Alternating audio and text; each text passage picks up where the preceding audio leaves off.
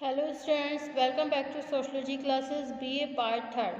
Today our topic is functions of exploratory research, अन्वेषणात्मक अनुसंधान के कार्य अथवा महत्व. Okay, so without wasting much time, we should start this video on this topic. Okay student, अनुसंधान समस्या के महत्व पर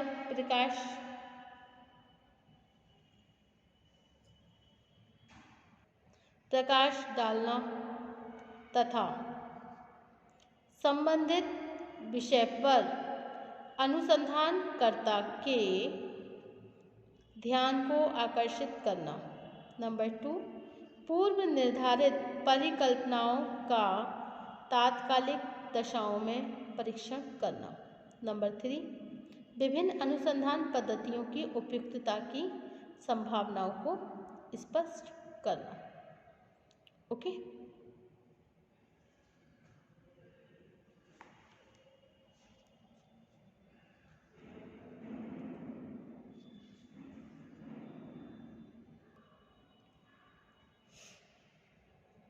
नंबर 4, अनुसंधान कार्य से संबंधित अनिश्चित दशाओं को एक निश्चित स्वरूप प्रदान करना. ओके. नंबर 5 है नए अनुसंधान कार्य को एक निश्चित दिशा प्रदान करने के लिए नई परिकल्पनाओं को विकसित करना. नंबर 6, किसी विशेष समस्या के व्यापक और गहन अध्ययन के लिए एक व्यावहारिक आधारशिला तैयार करना. नंबर 7 है विज्ञान की परंपरागत सीमाओं में सुधार करके उसके क्षेत्र का विस्तार करना. एंड नंबर 8, अंतर्दृष्टि प्रेरक घटनाओं का विश्लेषण करना एवं अध्ययन की नई संभावनाओं को विकसित करना. ओके. नेक्स्ट टॉपिक है हमारा प्रयोगात्मक अनुसंधान, एक्सपेरिमेंटल रिसर्च. एक्सपेरिमेंटल रिसर्च समाजशास्त्रीय अनुसंधान की वैज्ञानिकता के विरुद्ध अक्सर यह आरोप लगाया जाता है कि इसमें प्रौद्योगिकीकरण का अभाव होने के कारण इसे वैज्ञानिक नहीं कहा जा सकता. इसी भ्रम को दूर करने के लिए समाज वैज्ञानिकों ने सामाजिक घटनाओं का अध्ययन करने के लिए अब प्रयोगात्मक अनुसंधान को व्यवहार में लाना आरंभ कर दिया. जिस प्रकार प्राकृतिक विज्ञानों में अध्ययन विषय को कुछ नियंत्रित अवस्थाओं में रखकर विभिन्न दशाओं का अध्ययन किया जाता है, उसी तरह जब सामाजिक घटनाओं को भी कुछ नियंत्रित दशाओं में रखकर परीक्षण के आधार पर अध्ययन की रूपरेखा तैयार की जाती है, तब इसे हम परीक्षणात्मक अथवा प्रयोगात्मक अनुसंधान कहते हैं.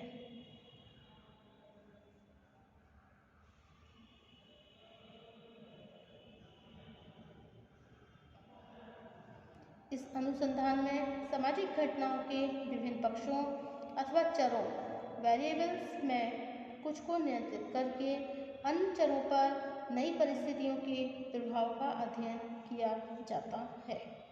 इस प्रकार प्रयोगात्मक अनुसंधान की सहायता से यह जानना संभव हो जाता है कि किसी नई परिस्थिति का एक विशेष सामाजिक तथ्य पर कैसा और कितना प्रभाव पड़ा. इस संबंध में चैपिन ने लिखा है कि प्रयोग का तात्पर्य कुछ नियंत्रित दशाओं में किए जाने वाला अवलोकन है. जब किसी समस्या को प्रभावित करने वाले कारकों को ज्ञात करने में अवलोकन सहायक नहीं हो पाता, तब वैज्ञानिक के लिए यह आवश्यक हो जाता है कि वह प्रयोग की सहायता ले. इस प्रकार विमल शाह का कथन है, प्रयोग शब्द अनुसंधान के उस भाग की ओर संकेत करता है जिसमें कुछ चरों वेरिएबल्स को नियंत्रित कर लिया जाता है, जबकि अन्य चरों में इस तरह परिवर्तन लाया जाता है जिससे नियंत्रित चरों पर उनके प्रभाव को देखा जा सके. इससे स्पष्ट होता है कि प्रयोगात्मक अनुसंधान भौतिक विज्ञानों में प्रयोगशाला पद्धति का ही एक उपयोगी विकल्प है तथा अनेक महत्वपूर्ण सामाजिक अनुसंधानों में इसका उपयोग निरंतर बढ़ता जा रहा है. प्रयोगात्मक अनुसंधान 3 प्रकार के होते हैं. इनकी प्रकृति को समझकर इनकी कार्यविधि एवं तुलनात्मक उपयोगिता को समझा जा सकता है। Okay, there are 3 points of experimental research. Number 1, after only experiment. Second है before after experiment. Third, ex post facto experiment. Okay,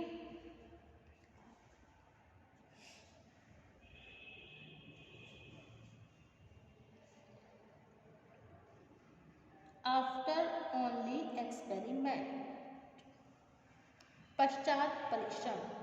okay, पश्चात परीक्षण वह प्रविधि है जिसके अंतर्गत पहले स्तर पर लगभग समान विशेषताओं वाले 2 समूहों का चयन कर लिया जाता है. इनमें से किसी एक समूह को नियंत्रित समूह कंट्रोल ग्रुप तथा दूसरे को प्रयोगात्मक समूह एक्सपेरिमेंटल ग्रुप के रूप में स्वीकार कर लिया जाता है. इसके बाद दूसरे स्तर पर प्रयोगात्मक समूह में किसी एक कारक अथवा नई परिस्थिति द्वारा परिवर्तन लाने का प्रयत्न किया जाता है, जबकि नियंत्रित समूह को उस परिस्थिति के प्रभाव से दूर रखा जाता है.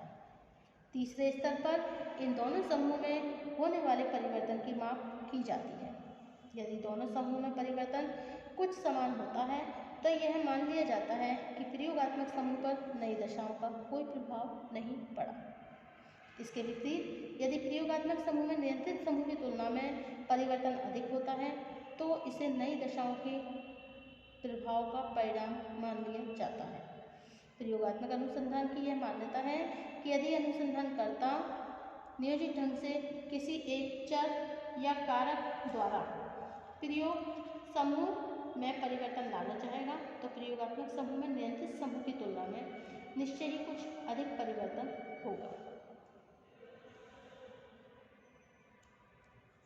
Okay,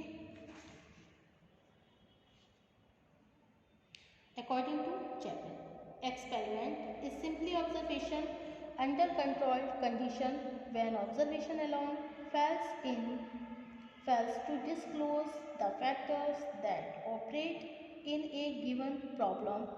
It is necessary for the scientist to resort to experiment.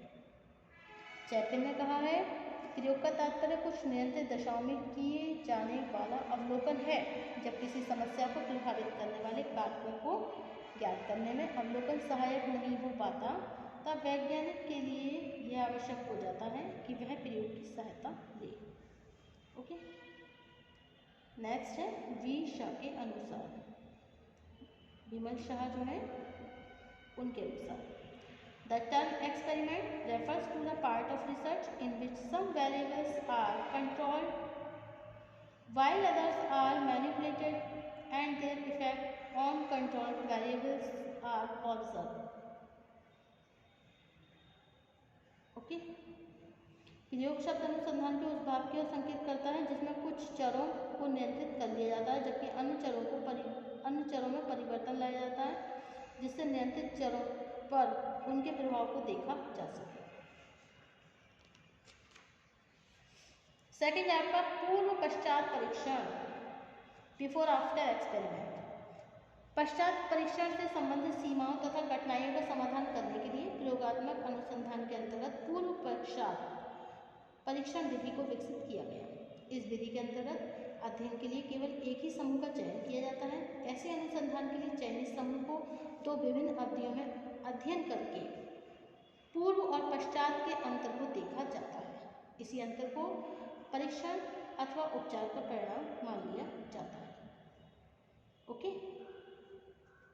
Second point. Third point है आपका ऐतिहासिक तथ्य परीक्षण, एक्स पोस्ट फैक्टो एक्सपेरिमेंट.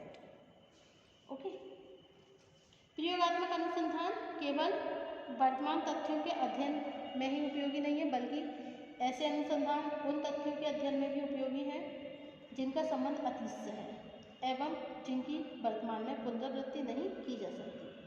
ऐतिहासिक तथ्यों को हम नियंत्रित ना तो कर सकते हैं और न ही उनमें कोई परिवर्तन ला सकते हैं. ऐसी दशा में ऐतिहासिक तथ्य परीक्षण वह विधि है जिसमें हम विभिन्न आधारों पर प्राचीन अभिलेखों के विभिन्न पक्षों की तुलना करके एक उपयोगी निष्कर्ष पर पहुंच सकते हैं. अभिलेखों की तुलना में अनेक महत्वपूर्ण परिणामों की माप करना भी संभव हो जाता है. ओके,